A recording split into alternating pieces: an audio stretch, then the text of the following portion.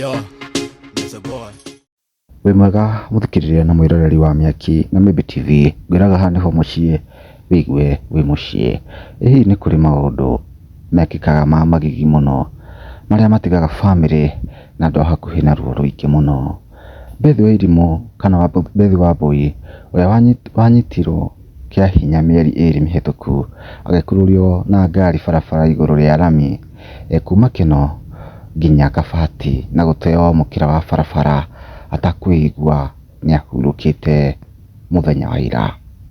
Beth akururirio thibindi ya igũrũ ũndũ nginya nyondo yake yating'ũkire na nda yake ĩkiuma nyama ciothe. Aracokire kũhonokio nĩ andũ a wendi mwega na rĩu arĩ thibitarĩ. Rĩu Akenya matongoretio nĩ mũtungatĩri Lucy Wangũnjiri hamwe na Women Rep wa Mũrang'a Betty Maina nĩmathitĩte na mbere na kũhoya arĩa matabanĩrie gĩko kĩu kĩa magigi kũnyitũkio na kuoerwo ikinya rĩhiũ.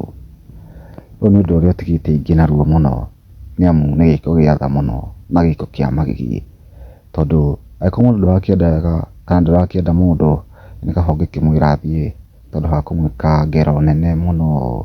Akenya nĩmaiyũkĩtie ũndũ ũyũ na magigi mũno na tha nyingĩ. Tũgũthomera mawoni mao. Tona ira kĩrauga so painful, rest in peace. Bimo kauga atĩrĩrĩ, so sad, may the Lord comfort her family, may she rest in peace.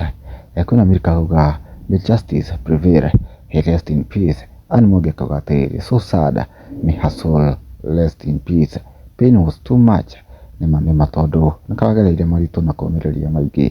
Hena Rachel arauga atĩrĩrĩ, oh, the word is cruel, may her soul rest in peace, but justice itapatikana in Jesus name. Susan akauga atĩrĩrĩ, may she rest in peace, the pain hangevumilia hata kidogo. Nĩmao nĩ mangũrani tu arĩa makĩũikĩria ũndũ na tha mũno na kĩriga kĩingĩ, tondũ nĩma kwĩ andũ na nyamũ. Kuma Mĩaki na Mĩmbi TV twakwendithĩria mũthenya mwega wĩhũyũ nĩ thayũ ona gĩkeno. Kuma ihinda rĩrĩ nĩtũmagara o ihinda rĩngĩ.